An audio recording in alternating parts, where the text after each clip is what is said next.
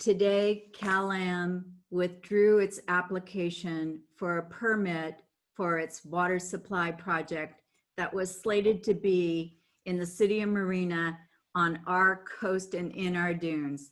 Our city has fought so hard to keep CalAm out of our water. It may not be the end. They're indicating they may refile, but the Coastal Commission's recommendation to deny the permit that came out in November, and then even after more information and studies and input about environmental justice and economic justice were provided by the city of Marina, MCWD, Jan Schreiner's here, and many, many other groups and entities and people that I see on this screen participating, CalAm again made the recommendation for the commission to deny the permit.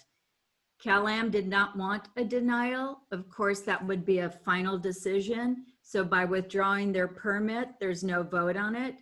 We are all cognitive of the fact that they have a certified EIR for the project. So there may be something coming. We're not done. We need to be vigilant. But here's my shout out to all of us, because I know all of us have been there and advocates for this protection. Thank you for letting me make the announcement, Lisa. It is so thrilling. Absolutely. Thank you for sharing. Thank you, Gail. So I'm going to, Jacqueline, as you just started speaking, I'm going to turn this over to you, of course. And I'm just going to hope that Rosalyn will be able to join us. Here we go. Sounds wonderful. Welcome to everyone for Voices of Women in Leadership. This is an awesome opportunity for you all to have a chance to meet not only some of your electeds that have been out there working tirelessly, I'm sure, to assist and work in communities to help those that are in need. We have an opportunity tonight to meet even more individuals that are activists, that are leaders in their own right, that are running for office. You'll have an opportunity to hear their ideas, their platforms, and learn a little bit more about them. So I'm very, very pleased that we have this first opportunity to meet voices of women in leadership. On that note, I want to, as one of the hosts, I want to say a little thing about my co-host, Dr. Lisa Berkley. Lisa is an individual that has worked in the community tirelessly. We've worked on many projects. Lisa works in the expertise area of compassionate governance for the UN, sustainable goals, and building healthy societies. She serves as the lead for the Charter for Compassion's Peace Sector, is on the Advisory Committee for Compassionate California, Women in International Security, and she is also a city council member in the city of Marina. She's very busy, but she always finds time for her constituents and those of us that are elected that also serve with her on other boards. Lisa, I don't know how you do it. So I want to thank you here publicly for all that you do for everyone. Your compassionate vision absolutely is the way of the future. So thank you for that. Well, thank you, Jacqueline. You know, where do we find the time to do it? I think that can go to pretty much everyone on this call, and yourself undoubtedly as well. So I'm very happy to be here. I'm very excited to co-host this event for women in leadership, or Voices of Women in Leadership. It's a dynamic, wonderful group of women. But before we get into the conversation, actually, Jacqueline, I'm going to say a little bit about you. So Jacqueline has served for the past 14 years as an elected official on the North Monterey County Fire Protection District, where she's currently the Vice President of the board. She's also president and CEO of JCS Ventures, a business development consulting group, and founder of Zexter, a social media and entertainment network, and founder of Transitions Mentorship and Reentry Program, which is based in, I believe, Salinas. She is currently working to empower diverse communities, specifically those of veterans, indigenous peoples, and youth at risk. I think one of the most interesting things that I know about Jacqueline and that we share in common is that she's lived a multifaceted international life at the intersection of social justice, compassion, and sustainability. And all of these themes have framed her work in three key areas: business and leadership development, education, juvenile and social justice, and governance in community and activism. So Jacqueline, I'm very honored to be hosting this with you. From there, I'm going to just jump right in and start talking about the real treats of this evening, which are the wonderful people who are running for office or activists. So I'm going to first introduce you to Gail Morton. And Gail is the Mayor Pro Tem of the city of Marina, where she has served on city council for 8 years and is actually up for re-election for what is now considered District 3. Aside from being a single mom and a business owner and family lawyer, Gail has fought tirelessly for issues around human rights and social justice. From working on the Freedom Train traveling from Santa Clara County to San Francisco, to writing the harassment law in the state of California. And this particular law was transitional for the way our state runs. And so this was actually the first time California recognized non-physical abuse as actionable. But bringing it back here to our city, she has been instrumental in protecting our drinking water, much of what she just shared about, our equestrian center, and envisioning the Beach to National Monument Trail system, which has become the 4-Tag Trail. I can't speak highly enough about Gail. She is an incredible force to be reckoned with, filled with compassion, visionary leadership. The one thing I will also say that she most recently has done is she helped to sunset Fora, enabling our city to have millions more dollars, and not just our city, but the surrounding cities. So thank you, Gail, for all of the work you do. I'm going to do some other introductions now here, and I'm going to introduce now Queen Tay, and let me just get her with us. Queen Tay is a revolutionary poet, activist, and organizer, and she has been invited as a public speaker on several community action, mediation and meditation and fundraising events for communities in Illinois, Alabama, and now California.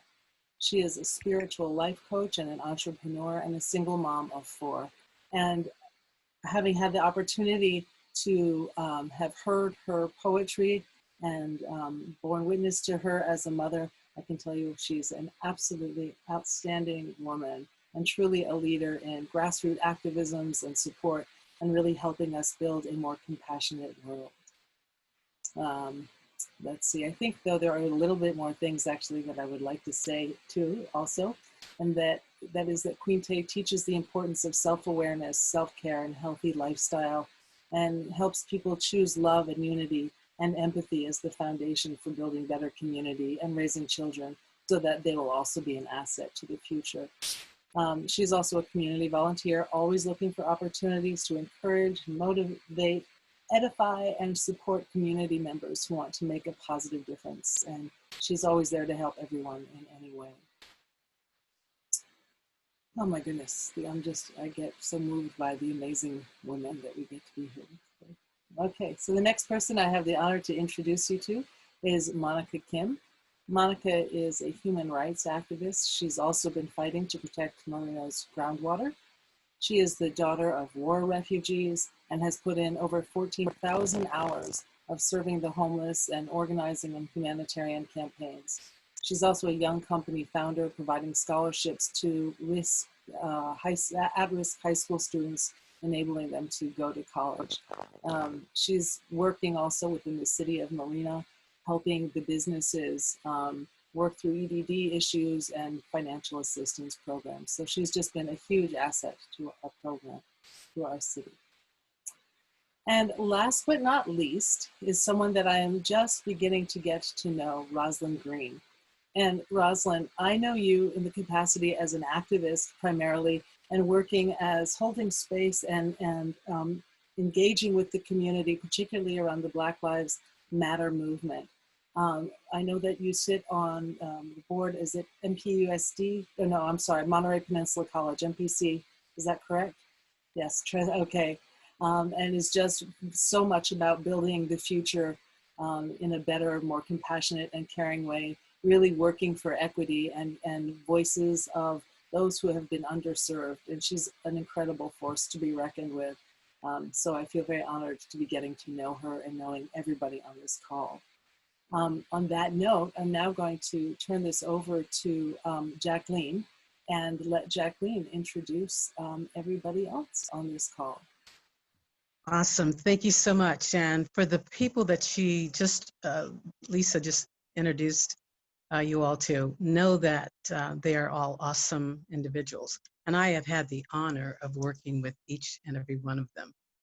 So thank you for being a part of this tonight.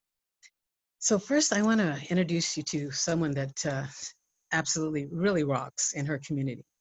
That's Ana M. Velazquez. Ana was born and raised in Salinas Valley. She's the daughter of farm worker parents. She's married to an awesome husband, Felipe. She's the mother of 3 young men, Felipe, Alonzo, and Gabriel. Ana has over 20 years of experience in local government, 4 years of experience as a city council member, currently 2 years as a district director for a state senator. She brings experience in local and state policies, personnel management, and development skills in so many different areas. I've worked with Ana on many projects. Something that I was so absolutely impressed with was one evening after a board of directors meeting of another board we sat on together. We walked out and we just looked at each other and said, COVID is literally destroying communities. Jacqueline, we need to do something about this. And I said, you read my mind. In the meeting, we were talking about various things, but we weren't talking about what we could do. But she and I got together and decided to put on not 1, not 2, not 3, but 4 South County food drives that included food and essentials, because it wasn't just the food that is missing for some of these individuals.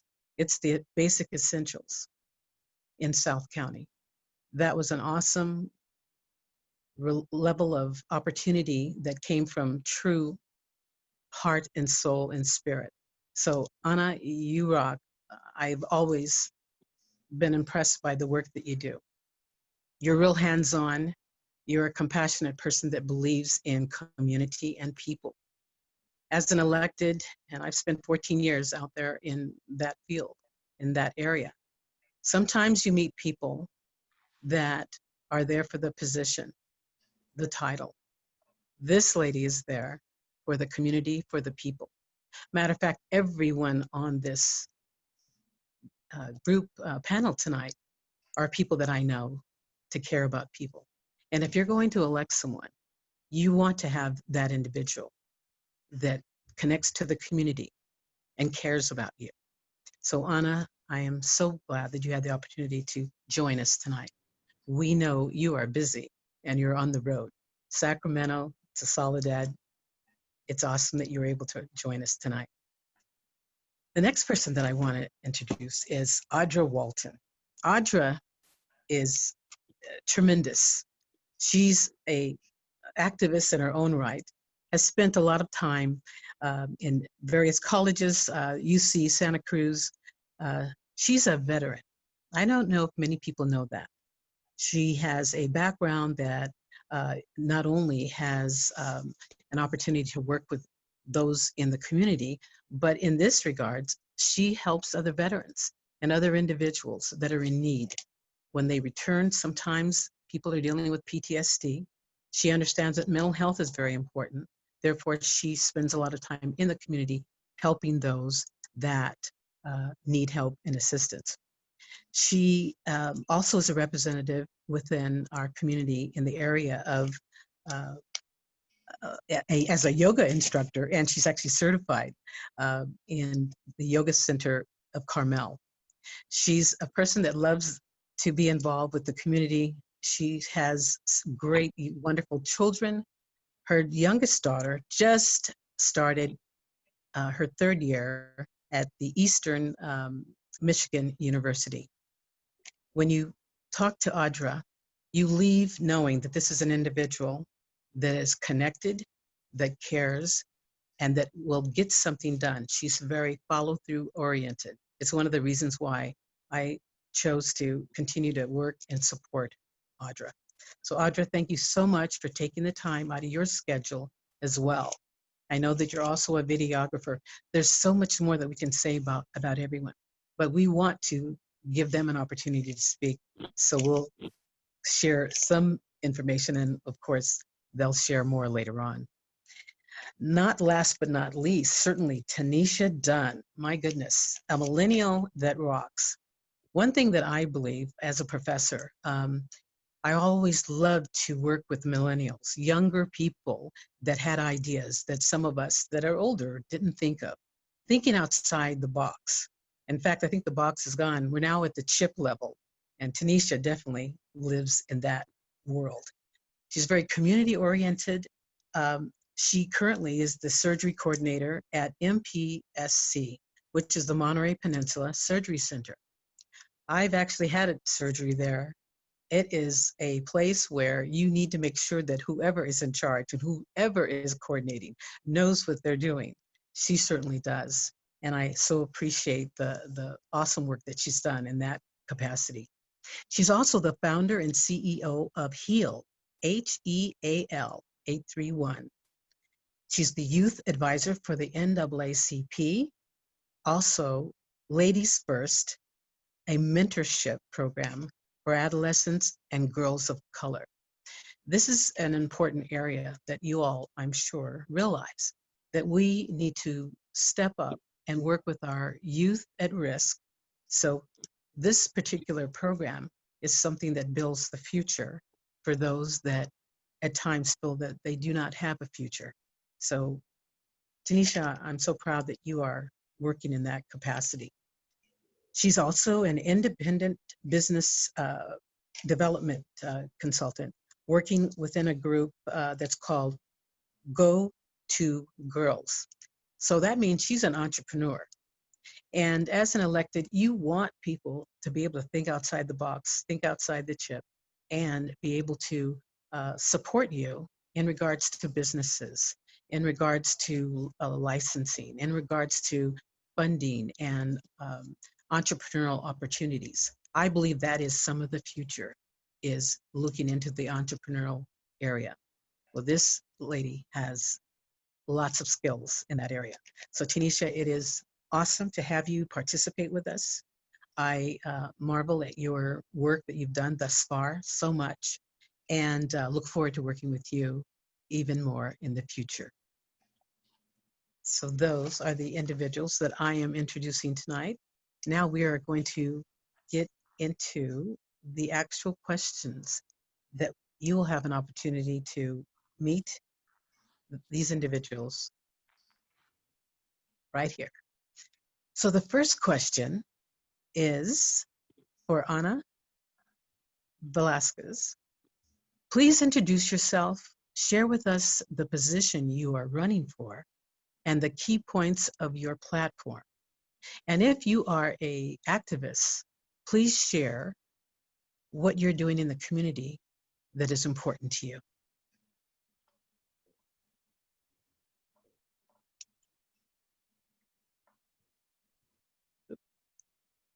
Ana? Thank you, Jacqueline. Sorry, I had to unmute myself. Thank you. That's okay. We understand the Zoom world, the new normal is what we are in, and you've done fine with that. Thank you. Yes, thank you. Well, hello. As Jacqueline said, my name is Ana Velazquez, and I'm running for mayor for the city of Soledad. Welcome to the Voices of Women in Leadership. I'm honored to be here with you and share why I'm running for mayor and what also has inspired me in my 4 years that I've been a city council member some of the issues that I see in my community that I wish to address.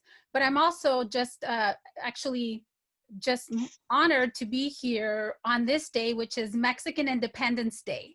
So I just wanted to share that. And so this is a day that commemorates the Cry of Dolores that in 1810 initiated the war of the Mexican independence from Spain. So I just, for me, it's an honor to be able to share that with you as we talk about in our community's cultural awareness and inclusivity. I think it's really, really critical. But I will begin by sharing what I stand for. And much of what I stand for is a part of some of the issues that I also want to address in my community. So first, I stand for housing for all. And why do I stand for housing for all? Was because I'm really concerned about the lack of affordable housing that we see in the city of Soledad, as many of our communities throughout California. The lack of homeownership opportunities for our working families, the high cost of housing that has become unattainable for many of our residents. And so I just want to be clear when I'm talking about housing for all in my community, who I'm talking about. These are our farm workers, the ones that pick the food that we place on our table, but yet they can't afford to buy a home in our community. These are also our nurses that through this pandemic have taken care of our sick and have put their life on the line. And they also can't afford some of the homes that we're building. These are also our teachers, really critical in terms of what we're facing with our digital divide, and yet they too still can't afford a home in our community. Second, I stand for the digital divide. And so many of you, obviously many of our families have been impacted by the digital divide, and this concerns me greatly. So for me, the city of Soledad, a rural community of about 18,000, and we still don't have a digital platform. So I ask myself, and I hope many of you as well are asking yourself, why in the 21st century is this still happening? Why is it that living so close to Silicon Valley, the mecca of technology, we still don't have a digital robust platform in many of our communities? So this is something that pandemic didn't bring. This is something that was already existing in our communities. The pandemic only helped to highlight the issue that we now need to address. So as a mother, as a council member, and just as a human being, this deeply concerns me. And we want to make sure that our children have the tools necessary for them to be able to succeed. And this is unacceptable. We can do better. Our children deserve better. Our families deserve better. And lastly, I stand for transparency and accountability in all functions of government. So this means creating spaces for everyone where our voices can be heard. It means creating systems and policies that are inclusive, that embrace cultural diversity, and that stimulate community engagement. So as the mayor, I will work hard to represent all the voices in my community, and I will listen to their voices, their needs, and their concerns. And the reason that I feel strongly that I will continue to do this is because this is exactly what I've been doing for the past 4 years as a city council member. So in closing, if you too believe that many voices strengthen our one community and you are ready for a change, then I would be honored to have your support on November 3rd. Thank you. Thank you, Anna. I hope everybody really heard that. Those 3 topics of concern are concerns in many communities. Anna, thank you for making those part of your platform. The next question goes to, it's the same question for Audra Walton. Audra? Can you share? Hello, can you share with us who you are, what you stand for, what office you're running for, and your platform? Absolutely. Thank you, Jacqueline, and to the other wonderful women on this panel. I honor you, and I am just thrilled to be here with you this evening. All the blessings, and namaste. My name is Audra Walton. I am a candidate for the Monterey Peninsula Unified School District School Board Trustee Area 1, that's here in Marina. Equity for education and in school facilities is extremely important to me. Our students must have equal access to a quality education, and they should have it in modern classrooms. We must have parities in our schools. I'm happy to pick up and continue the work that the wonderful Wendy Root Askew has been a part of to ensure equality and fairness for all of our students, teachers, staff, and administrators within the district. And as the district continues to navigate the undulations of the global pandemic and educating young minds simultaneously, I am dedicated to working toward long-term sustainable solutions for the success of our students. I believe I am the perfect candidate for MPUSD School Board Trustee Area 1, and I would appreciate your vote. Thank you, and welcome to Voices of Women in Leadership. Awesome. Thank you so much, Audra. You know, I just have such a strong heart, soft heart, place in my heart for you as a veteran, and particularly women in the military. So thank you for returning. Thank you for serving our country. I appreciate you sharing that as well, because you know that veterans are very, very near and dear to me as well. So thank you so much for joining tonight, taking the time to be here. Absolutely. Hearts back to you. Next, we have the wonderful and awesome Tinisha Dunn. Tinisha, how are you this evening? I'm well. It's a beautiful day today. I like to mention the air has been horrible. We were able to see clear today and a lot of sunshine. I was able to see the beach from the balcony, and it's been beautiful. Well, thank you. Yeah, well, you know that I work within, I've been in the North County Fire Protection District for 14 years. My father was for 35 years. He's no longer with us, but I have, and we've seen a number of issues in the community. This is definitely a better day. I do believe we'll have better days in the future, and thank you for commenting on that. Again, that shows that you are connected to the community. You see what's happening. So if you can give us an opportunity to learn a little bit more about you, if you can share, you know, both your platform, share more your issues that are important to you, and what you're running from. Yes, thank you for that great introduction as well, Jacqueline. Hello, everyone. My name is Tinisha Dunn. I'm a candidate for Seaside City Council. I am a healthcare professional. I'm a community organizer and activist. I'm a voice of women in leadership. As a Seaside native, I've been committed to strengthening my community through action-based programs since grade school. And I've long worked for a positive change through civic organizations and public services. Taking those leadership roles has allowed me to diversify my communication styles and just learn to be an advocate for all individuals. My aspirations for growth and change extend to bring a diverse voice with creative ideas and positive solutions to the city of Seaside. I would love to see Seaside have jobs supported by job trainings, affordable quality housing, more home ownership from youth and people under 40, public water, public safety, and continued improvements to city groundwork and not just during election season.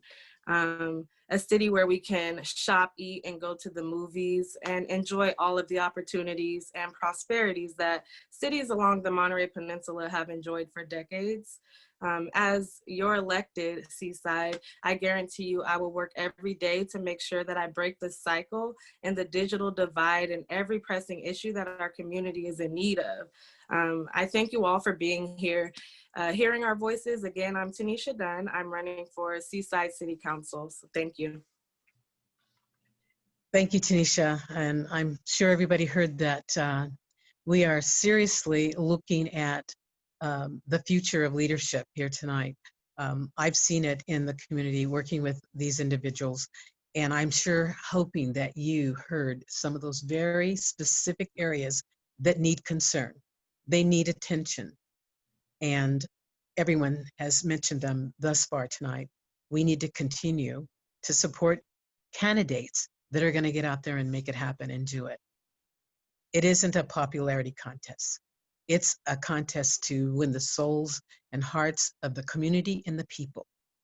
These candidates all care about the people. I care about the people. If you have a candidate or a person that's representing you now that doesn't talk about digital divide, the issues that we're dealing with today. COVID has made this world have a complete new reset. Some of it is actually good. It's making us look at things for the first time more than ever. So, Tinisha, thank you so much for bringing up some of those areas, as Audra Walton has as well. Now, don't let me get started. So let me get back to the moment here. I'm very compassionate. Everybody knows me. So you know that I can go there and stay there for a while. And it's because I do care. That is what it is. That's full stop. That's what it's coming from. Now, the next question actually is a very important question related to the pressing. Sorry, Jacqueline? Yes. Hi, sorry. I was thinking we were going to go through the other candidates to go through finish the first question. Do we want to jump into that? Or? Yes, let's definitely do that. Please feel free to take on the hosting at this point with the people that you introduced. Thank you, Lisa. Happily to. Okay, so the first person that I'm going to call upon is Gail Morton, the current Mayor Pro Tem of Marina, and who is now up for District 3 in Marina. So Gail, do you need to see the first question again, or do you have it? I think I have it. Thank you very much. So hi, everybody. I'm Gail Morton, and I'm very excited to be here with this panel of women, of voices of women in leadership. And in my personal life, I am a sole practitioner. I have a family law practice in downtown Monterey, which is right next to the surgery center that Tinisha just recognized, and she was my neighbor. So I was elected in 2012 to serve on the Marina City Council and reelected in 2016. And I've served as the Mayor Pro Tem since January of 2019. And I am up for reelection and asking for your support for reelection as a council member for District 3. And my focus over the last 10 years and 8 years on council remains the same. My focus is to establish Marina as a leader in smart development, and that includes the digital divide, well-paying jobs, and housing that is affordable. We need to address all of those things in our smart development. I stand for preserving our open space and also for protecting our affordable water. So in the last 8 years, I am very proud of the outcomes that I have obtained. And I want to share, when I ran in 2012, there were things that I really wanted to accomplish as a leader at the City of Marina and being appointed to the FORA board. And one of that was the actual sunset of the Fort Ord Reuse Authority Board. It had fulfilled its function of writing a base-wide, it's called the FORA Reuse Plan. That was done. And the jurisdictions needed the funds and the ability to implement it within their own city governance. We now have that. And that is very important to the City of Marina, because when FORA sunsetted in June 2020, that was a very strategic, controversial fight. And I feel very proud of having a role in having that happen, both locally, regionally, and at the state legislature. What that did is it restored millions of dollars in what are development fees, land sale proceeds that will go back to our city for us to use for our roads, for our habitat, for improving our city facilities. It also enabled us to secure $18 million for removal of the blighted buildings on former Fort Ord. If FORA had continued, that money would not be available to us. Just last night at council, we addressed the blight for the first time. And another thing that we addressed last night, something that I ran on in 2012 and was called out for being a visionary for it, was the beach to BLM at that point, now beach to National Monument trail system. And the importance of parlaying our open space, our parks, our access to the beach, to the National Monument, into a contiguous corridor trail system, which last night the City Council just accepted 177 acres of land from the county, which preserves in perpetuity that open space corridor that I advocated for in taking down Whispering Oaks back in 2011, 2012 with a referendum. Full circle, we're now poised with opportunities. Why is that important? Outdoor recreation is an economic engine. It's one of the most prominent sector in our population. For every 10,000 feet of open space that a city has, your per capita income increases. The value of your land increases. Our homeowners' values increase. And we attract entrepreneurs and new jobs. That's what we sell in Marina, is our outdoor recreation. So we're poised with these opportunities, and we need to act on these opportunities to develop a strong plan for sustainable growth. We need to have visionary planning that not only makes Marina desirable in 2020, but 2050 and for the next generations. We need policies for reliable revenues. We need well-paying jobs, and we need housing that we can afford in our city. I ask for your vote on November 3. There have been so many successes recently. Today, we just learned that CalAm withdrew its application to take our water, but there is more to come, and we're poised. We need to move forward, and we need strong, smart leadership to have that happen. Thank you.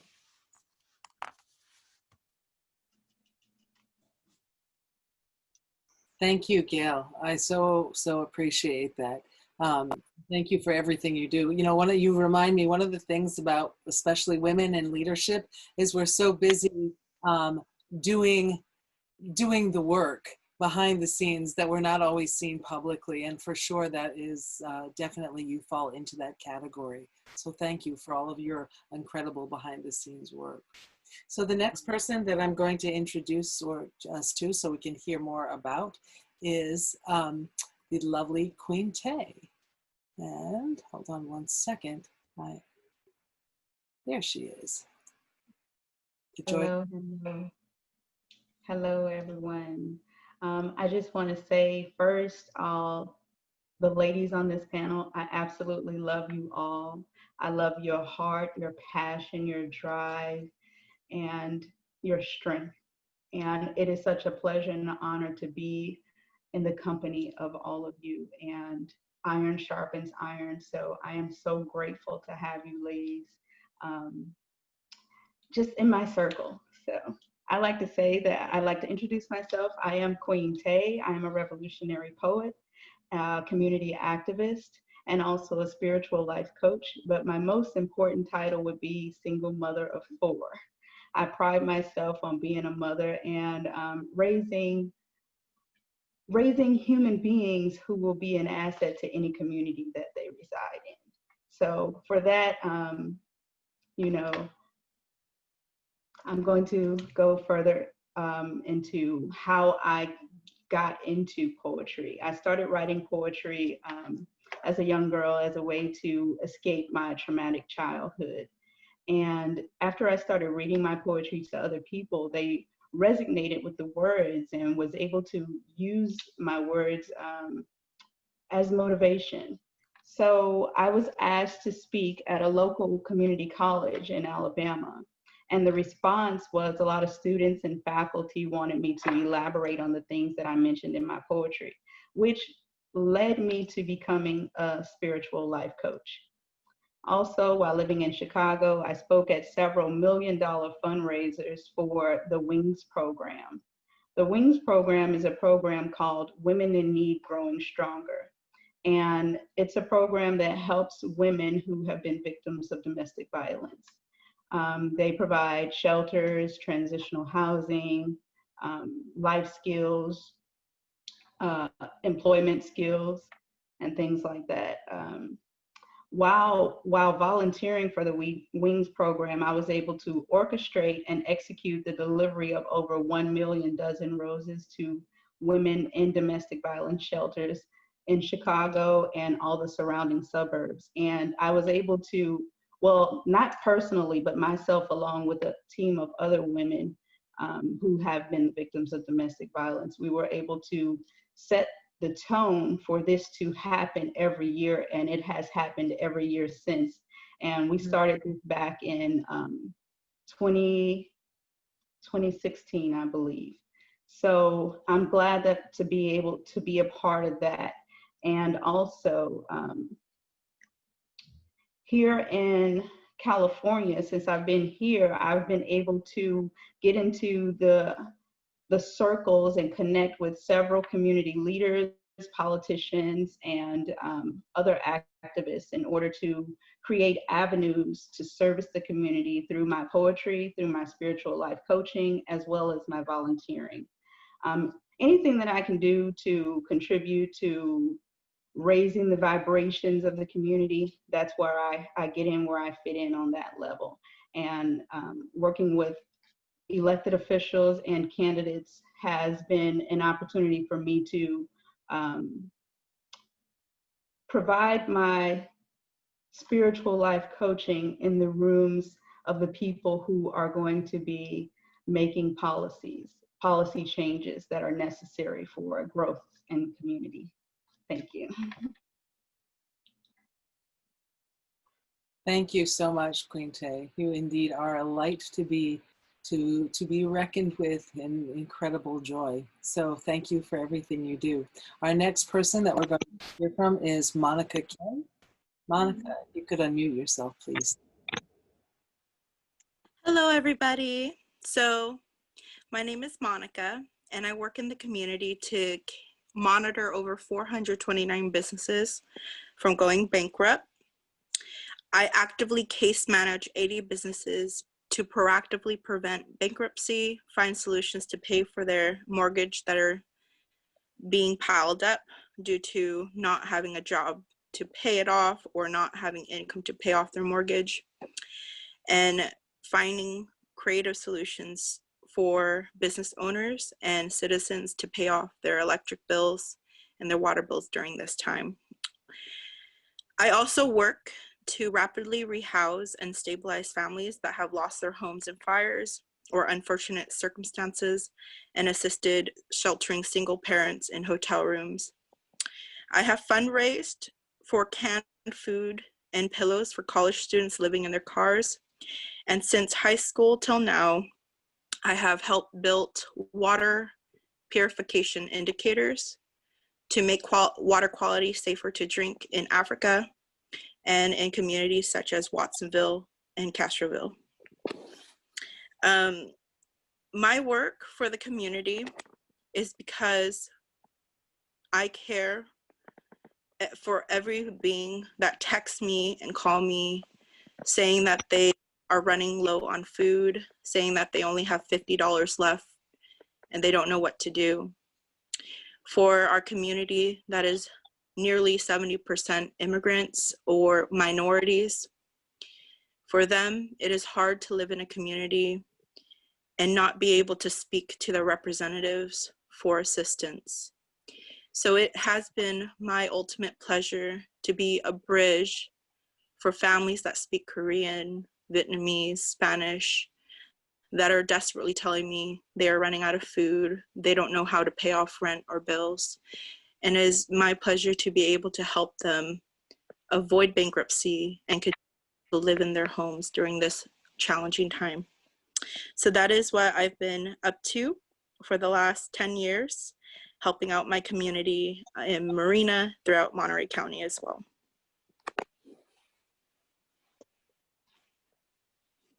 Thank you so, so much for the incredible work that you do, Monica. Mm.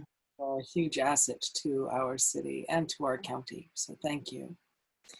The next person that I'm going to have share with us is Rosalyn.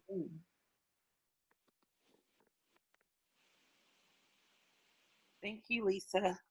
Again, my name is Rosalyn Green, and welcome to the Voices of Women in Leadership. I am a Seaside native, and I attended school in the Monterey Peninsula Unified School District, and I am a proud graduate of Monterey Peninsula College. I worked there in the counseling office when I was a student, and I am the parent of an MPC graduate, as well as a currently enrolled student. I firmly believe in the effectiveness of our local community colleges. I currently serve on the board, MPC's Governing Board of Trustees for Area 1, Seaside and Sand City. And as the trustee representative, I serve for the Monterey County School Board Association Executive Committee and the MPC Community Foundation Board of Directors. I am a member of the Booster Club and the Alumni Association.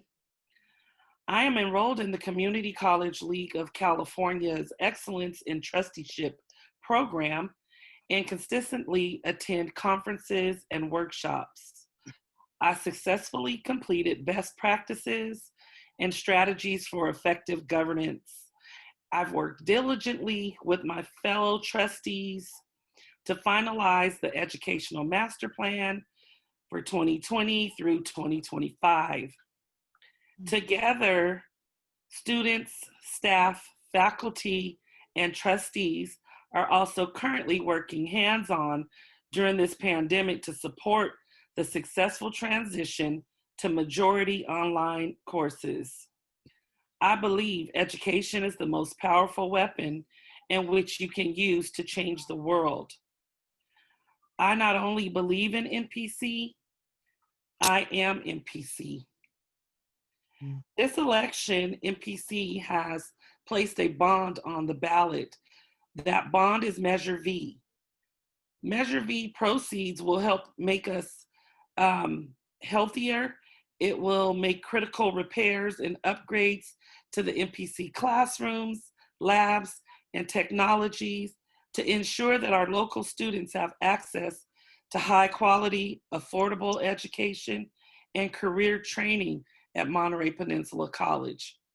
Before the pandemic, we were aware that more than 50% of our high school graduates go to MPC. That also includes reentry people in our community. So this election, I am urging us to please vote yes on Measure V. Thank you. Wonderful. Thank you so much, Roz. We are now going to go into our next question, which, hold on, there we go. And you should now see the second question up on your screen, which is going to be asking for 2 minutes per person. And then Jacqueline, do you want to take it from here?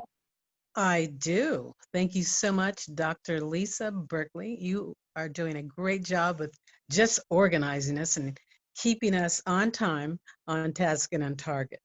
Well, relatively on time because we all had to deal with that earlier today. But at the end of the day, this is a really great question. When we created it, we really wanted to give people that are here tonight to give you an opportunity to know what are the pressing issues and how they would address it. So I'd like to start with Ana Velazquez. What do you see as the most pressing issues and how would you address it in your community? Thank you, Jacqueline. So I'm going to start my timer because I want to make sure that I'm true to the 2-minute time frame to honor everybody's time. So I talked a little bit about the issues that my community faces. And growing up in a rural community, I really have come to understand just the many different challenges that we face. obviously one of those challenges is the lack of affordable housing. So Soledad, in the last 10 years, our housing prices have exponentially increased. We went from our housing prices being low 200,000s to now 500 to 700,000, which is incredibly insane, as the median household income for our families is at $60,000 a year. So this is causing a great financial burden to many of our families. What it's also caused is that many of our families are resorting to living with other families, either renting rooms from other families or doubling up in the homes that other families own. So this is causing a lot of the overcrowding issues, and just really affecting the quality of life for many of our residents.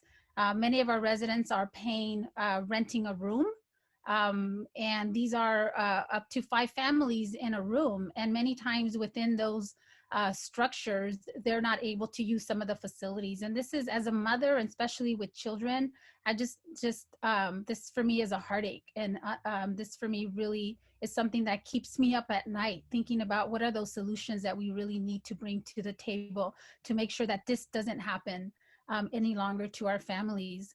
How would I address it? Working to look at the development and zoning policies that we currently have in our cities, and that structure that prevent us from constructing housing, and not only constructing affordable housing, but also quality affordable housing on a timely manner. Also, just quickly, because I know my time is up, the other issues are related to economic development. So the city of Soledad, we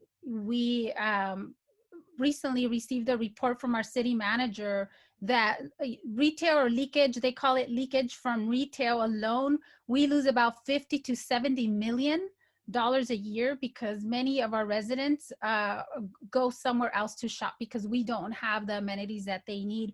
Obviously, the other part of economic development is the lack of higher paying jobs, which is really critical to our community, and the digital divide. Thank you. Thank you very much, Anna. Next, Audra, would you like to answer the same question? What do you see as the most pressing issues, and how would you address it? So, hi, I thank you so much for that incredible question. It's a big one. And yeah, so I think, so what I had to do was ask other people, because when I started running for this, I had like this in my mind that school resource officers were a big, huge issue.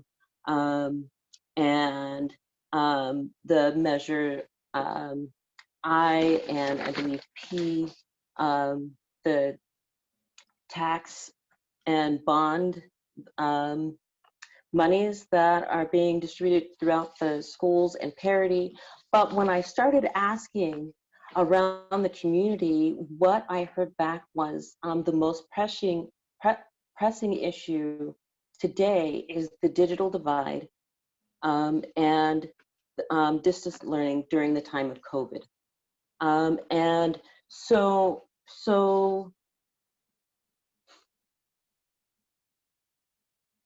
and particularly in under and unhoused children, it is specifically huge.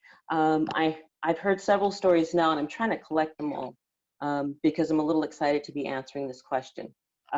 Because I've also asked, my apologies, I don't have this as smoothly as Anna did just earlier. It's so wonderful to follow someone who's seasoned at public speaking. I'm not, so you're gonna love me anyway. So what I found in asking is that people have to go and park in parking lots with their children and sit in order to do their homework. People who do have internet access at home, who don't have to travel, are still having to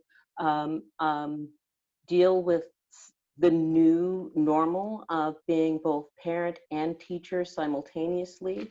I understand that there is a big pull away from the distance learning that's being provided by the district, by the parents who are looking to homeschool because that's just easier. I understand that the teachers, some of them aren't necessarily engaging completely with this distance learning and saddling the children with a little more work than they might necessarily be able to accomplish in this new normal of I'm at home and so are all of my toys and all of my distractions as well. So with respect to that and attempting to solve for it, I believe for me as to continue to ask questions and to put those feelers out into the community and listen, and then listen some more. I will be a champion for these children. I can't stand by and allow for this kind of harm to continue in our communities with respect to the digital divide alone, and then COVID on top of it. The infrastructure doesn't exist just yet, so I know that we are working toward it. The other pressing issue is systemic racism. It's embedded in our system and has been for quite some time. I understand there are a lot of students who have needed to have assistance with their work and haven't been able to receive it because of barriers to entry that are sadly a part of our district. So I will be and have been encouraged by some of the new members of the district that are championing for that to be addressed as well. So yeah, I think that's where I'm going. Those are the two main issues that I've heard come up in these last few days that I've been asking. Thank you, Audra. And I think it's important, something that you said there. It's good to listen, listening to people so that you can hear what your constituents really need. And then you can form your concept, idea, or a way to address it with them in mind. So thank you for that, and thank you for bringing that up. Next, we have Tinisha Dunn. What do you see as the most pressing issue, and how would you address it in your community of Seaside? That's a great question, might I add. We have many pressing issues in the city of Seaside, and it's really hard for me to just pick one. I will pick one, but I'll just name a few. Youth development is really big for me. Being a youth advisor, there's nothing for the youth to really do. A lot of them do fall into crime and drugs. So crime and drug prevention is really big for me. Gun violence prevention. It's so many issues. The most pressing issue is economic development and recovery right now after COVID-19, because our city budget is minimal.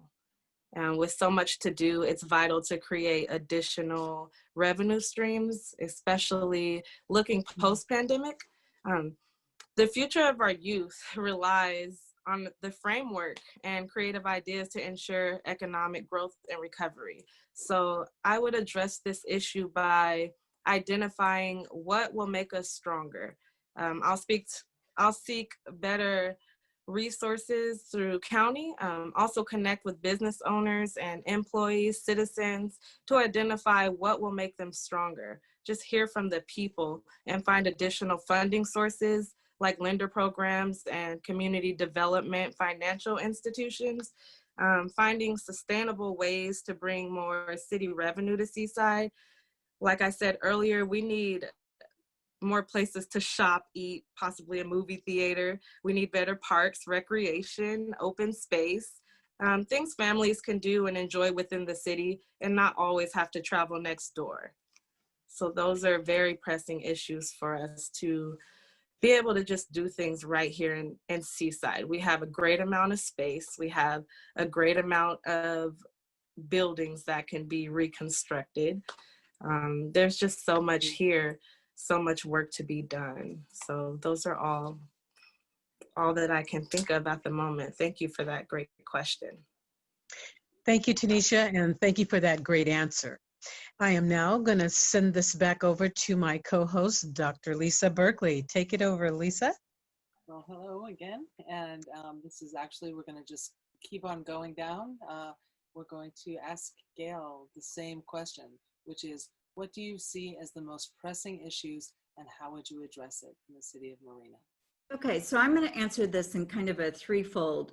Water, very pressing issue. Yes, we got a little bit of a reprieve to address that as of today, and the digital divide. But both of those things are a component of enjoying a home and having a home in which to live and to raise your family.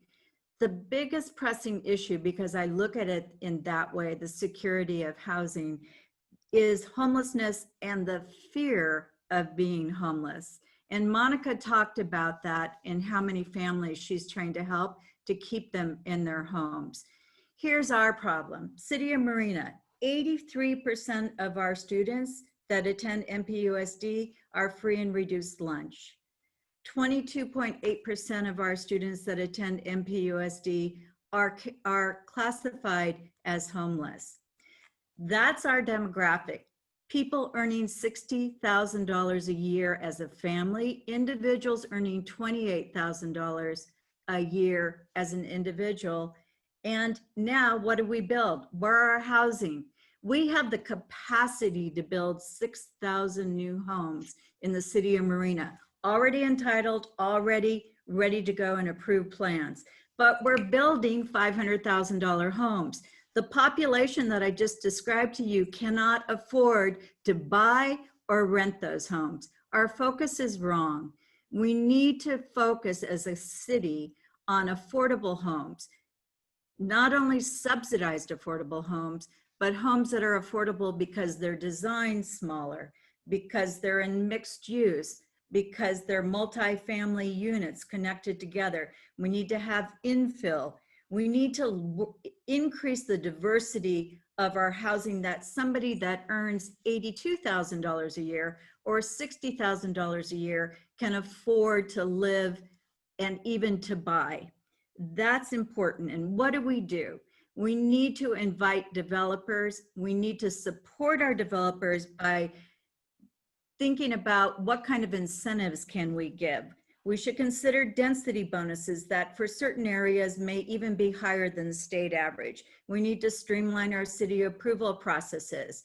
We need to perhaps defer the collection of our impact fees until after the project is up and rents or income is being generated by the developer. It's reducing the carrying costs for the developers and the incentive of them being able to build more units on less land.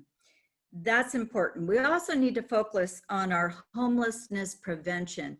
COVID-19 is huge. We have a moratorium. We have put in some loan programs at the city that I, with Frank O'Connell, brought that as a stopgap measure, but it's not going to be enough. We need to keep our city focus on subsidizing our low and very low income housing in the Preston and Abrams Park, which are more than 550 units of apartment rentals that our city owns. It's got to change. People need to be secure in having housing. And that, I think, is one of our most pressing issues in Marina. Thank you, Gail. Very, very rich and full, interconnected response. Thank you. From there, now we're going to go to Queen Tay. All right, all right. I want to say, just like most of the women spoke before me, there are many pressing issues in all communities. And that's very unfortunate for us. And which is why I just focus on the importance of self-awareness. So I would have to say mental health would be the most pressing issue I see in society, and the act of self-awareness, self-control, self-care, and self-reflection almost seems to be overlooked. And as a poet, an activist, and a spiritual life coach, it's important for me to use every opportunity to encourage others to practice self-love, empathy, because to care for yourself is to care for others. And to change the world, we have to first change ourselves. It's okay to not be okay. It's okay to seek help. It's okay to need help. And people like myself, these other passionate women on this panel, qualified professionals, people who live with a purpose to serve the communities and to help uplift the world, they're here.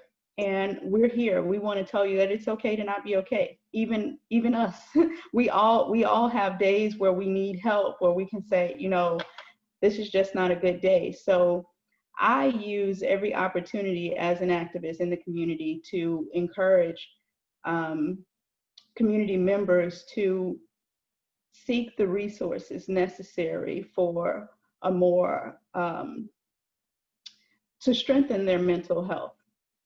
We need each other. We all need each other within the community. And it's important that we know that, we embrace those, because people that really, really need help are the hardest people to ask for help. So from our position, we have to, you know, make ourselves available and let people know that it's okay to not be okay. It's okay to need help.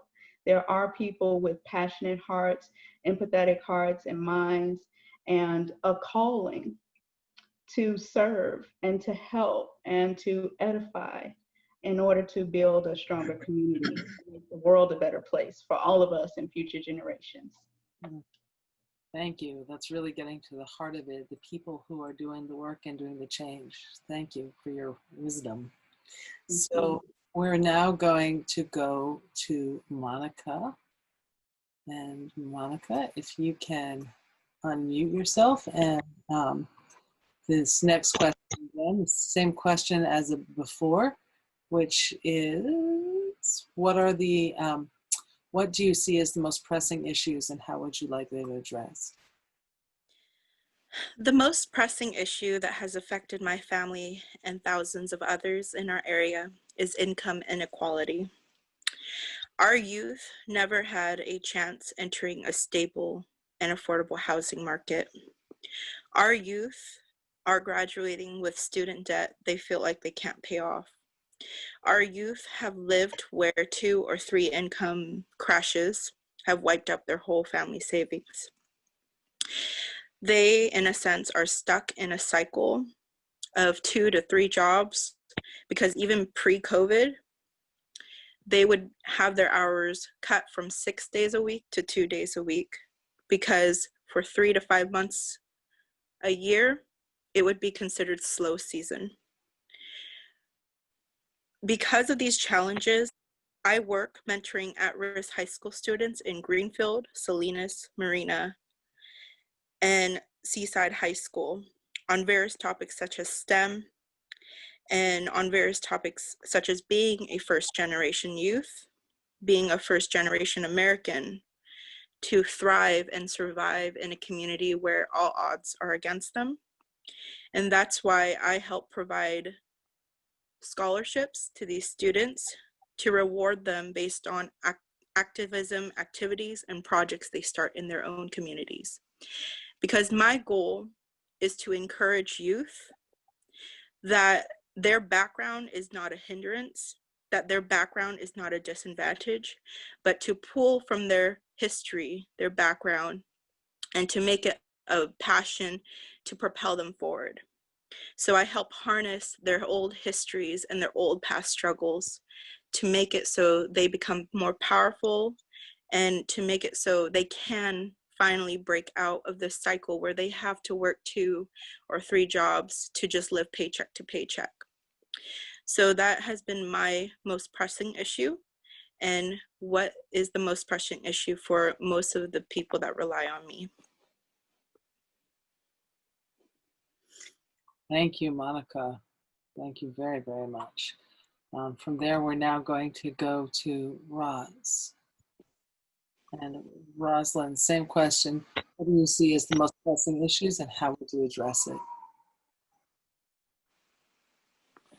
So I think that all of the ladies that have spoke before me have addressed primarily most of the most pressing issues that we face here in our Monterey County. So two things that I can touch on briefly would be inclusion and equity. Inclusion being the act of including. I think that is a big issue in regards to the experiences here that I've also had personally as a woman and a woman of color. And also with equity. Equity, as we have seen, involves trying to understand and give people what they need to enjoy full, healthy lives. That's saying that we have to meet people where they are. In order to do that, we should first create overarching goals. And in those goals, we should look to activating residents' voices and power for a healthy and inclusive democracy. Ensure public resources are leveraged to close existing equity gaps. Create a people's budget. Replace the school to prison pipeline with opportunities and pathways for youth and adults. Cultivate healthy communities through equitable economic development without displacement. Address our housing and food insecurities.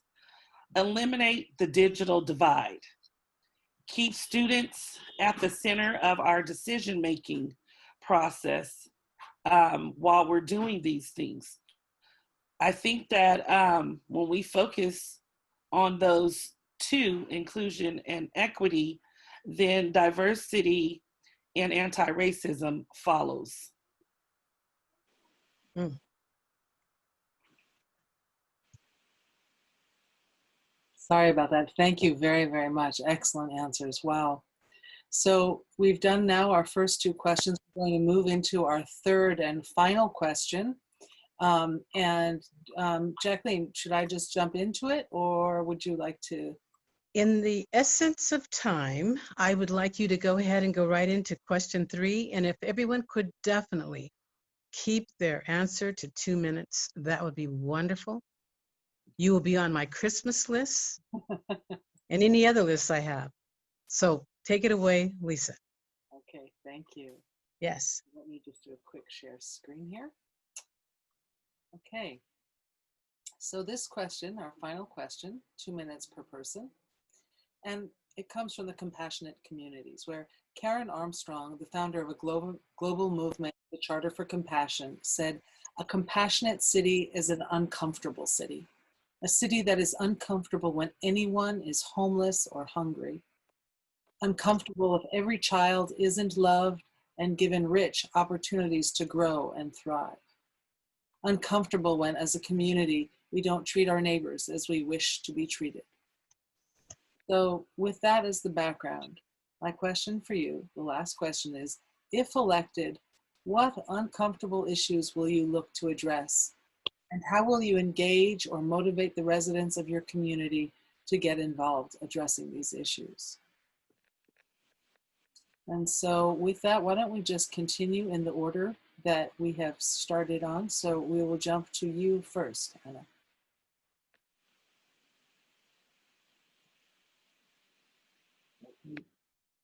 Thank you, Lisa. Okay, thank you, Lisa. So I'm gonna set my timer again. So I wanna honor the 2-minute time frame. So I think for me, I've been uncomfortable since I started my leadership role as a city council member 4 years ago. I always feel like I need to put on some armor before I walk into their city council meetings, especially when there's a lot of the issues of housing and affordable housing. Yeah, I think I've touched on this already, but I'll touch on it again. I think in many of our communities, we've heard NIMBYism, right? That exists in any community. It doesn't matter.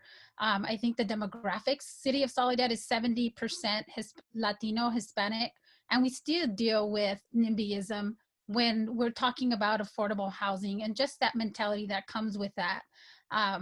So I think that's one of the uncomfortable discussions that I will continue to have, that I will continue to fight for my community to make sure that the city is staying true to its inclusionary requirements, that we are holding developers accountable to be able to meet our housing element needs, and especially when it comes to those units that are very low or low income, which have been really difficult for many of our communities to achieve. I think the other, what I've done is really trying to bring more awareness to our residents and our families about just breaking down and demystifying housing. How does this work? What is a housing element? Why do we have that in our communities? What does it mean to you? What does it mean to us? How do we really make sure that we're holding our leaders accountable for making sure that those housing elements that the cities have really reflect what the needs are in our communities? So I'll continue to be uncomfortable. I'll continue to put my armor on to fight for what I believe our communities need. I think the other issue too for me is looking at systemic racism, and that's in our forms of government and education. So as I said, Soledad is 70% Hispanic, and although many of our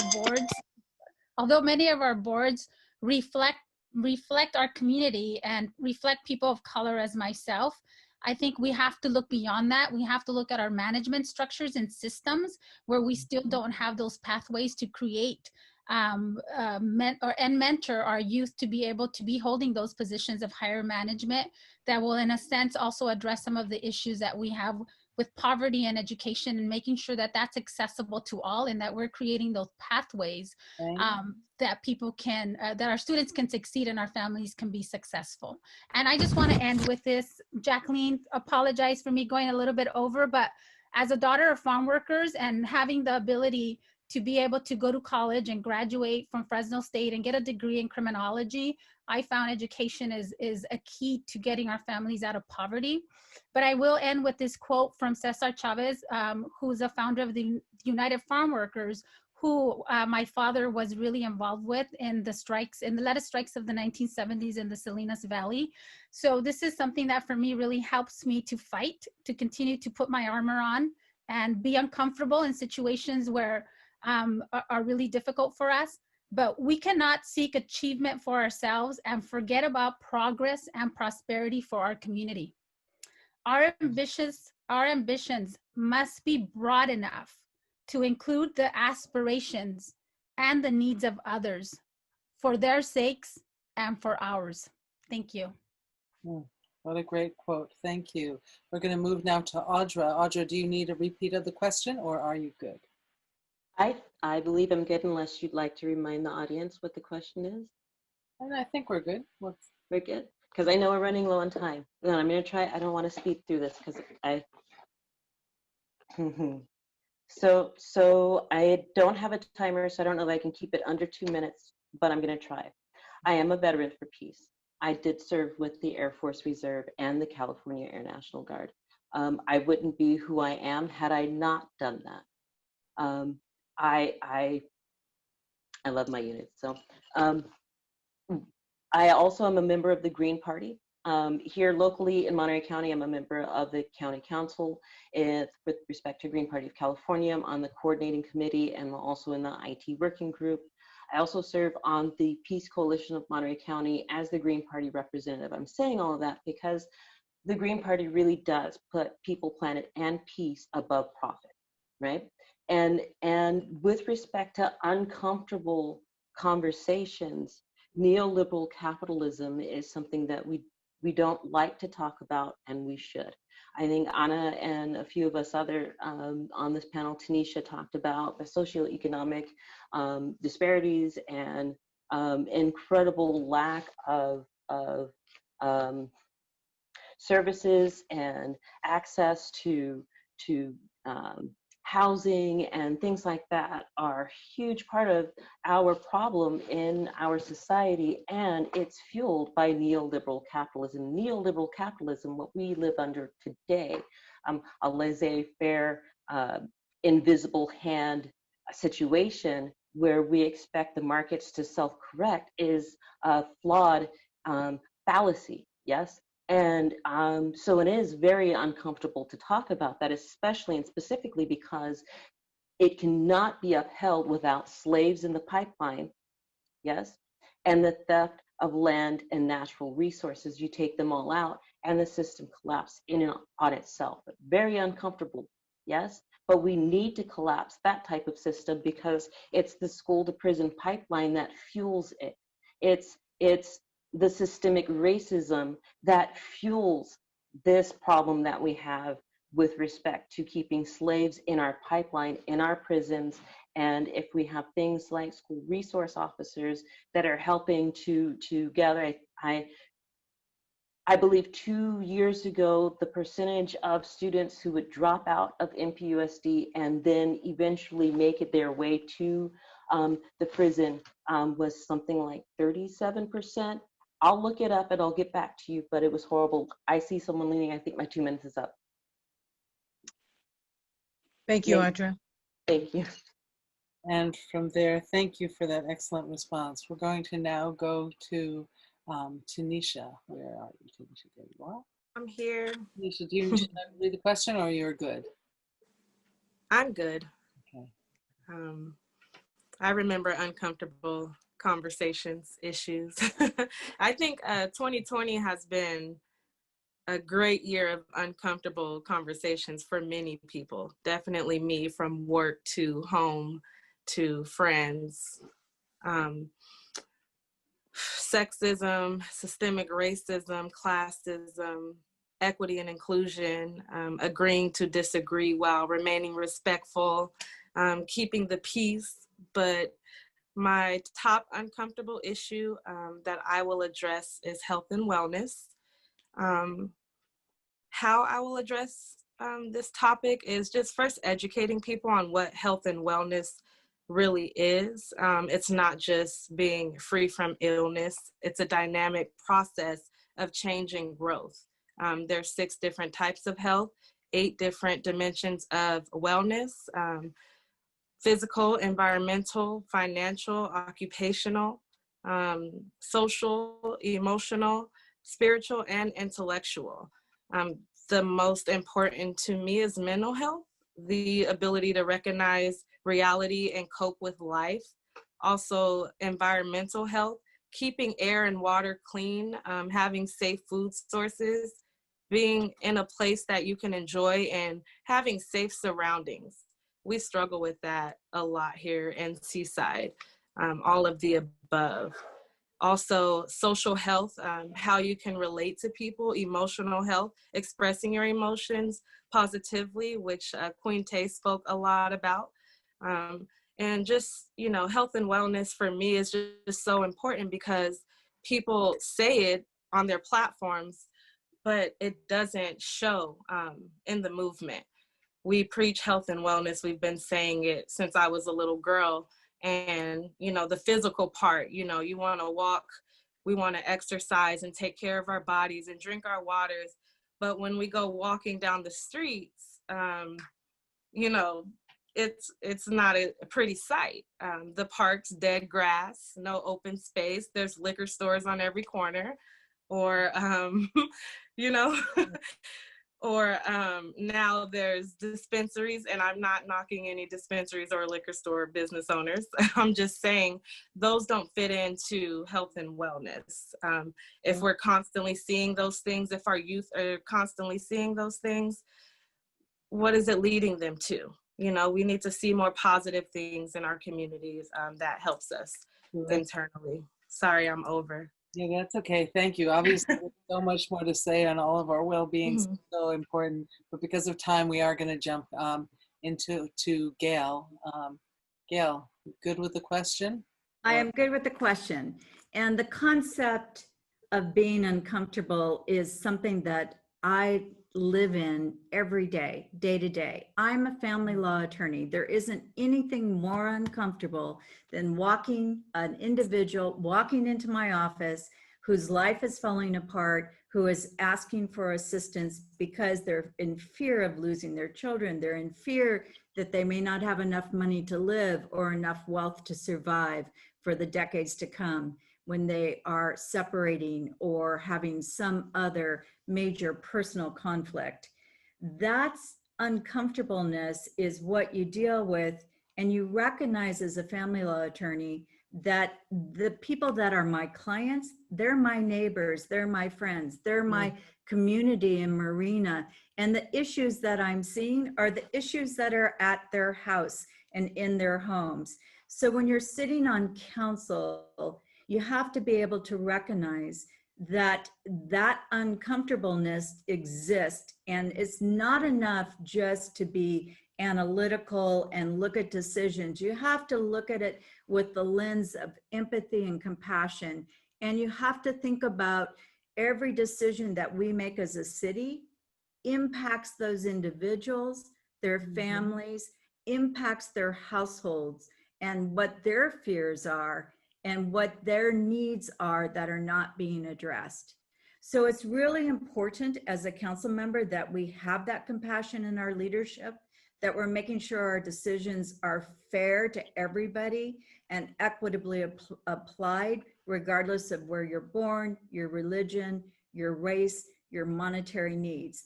The point is that Marina needs to provide a place where people have security in knowing that they are going to not only survive, but thrive and have housing and their needs met. And that's the focus that you bring to council as a compassionate leader. I'm hoping you'll vote for me on November 3. Thank you for the opportunity. Thank you, Gail. Excellent response. Okay, we're going to jump to Quinte. Okay. You good with the question? Yes, yes, yes. I'm good. I would say the most uncomfortable issue I see in the community is definitely systemic racism. And the reason why it's the most uncomfortable issue is because it is so deeply rooted into the policies of the institutions that service the community.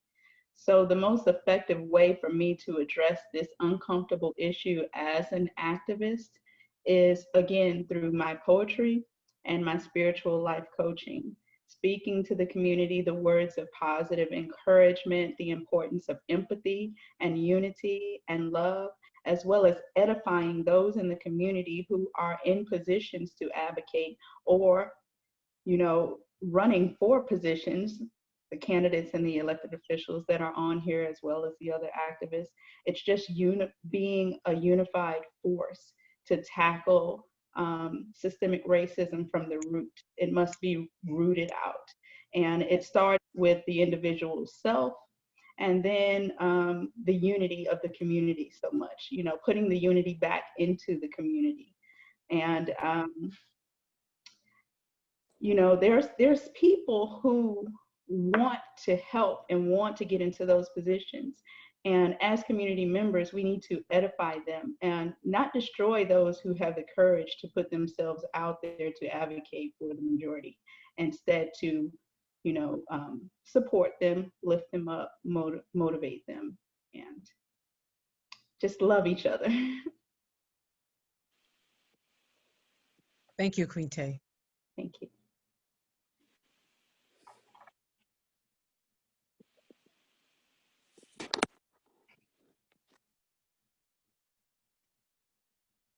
Monica? Okay. The most pivotal moment in my life was when I was riding my bike and my foot slipped on that bike. And so I slid 10 to 15 feet down a hill and hit into a tree. I sat up with my twisted ankle, and to my luck, the cold rain poured and started drenching me. I sat there and cried really hard. asking myself, why did I work so hard for nearly 2 decades to worry about where to sleep next and worry about where to shower next? Why did I push myself being the best student in school, in high school, and college, earning nearly $65,000 in scholarships and grants, to graduate with debt that I thought I could never pay off? To me, when my world shattered and the ground underneath me crumbled, it was my community that breathed life back into me. I found more fulfillment, job opportunities, and character growth when I made it a goal to invest 1 day a week to work for my community, whether it was volunteering in a local soup kitchen, whether it was to help out communicating or translating Vietnamese or different forms of English to other people that can't speak English, or whether it is to advocate for policies for people that are too scared to speak up. I encourage everyone to invest 1 day a week to serve their community, because the rewards for yourself and your community will be tenfold. Amen. Thank you, Thank you, Monica. Yes. Powerful words. Thank you. Now we're going to go to Rosalyn, the final words, and then Jacqueline's going to wrap us up.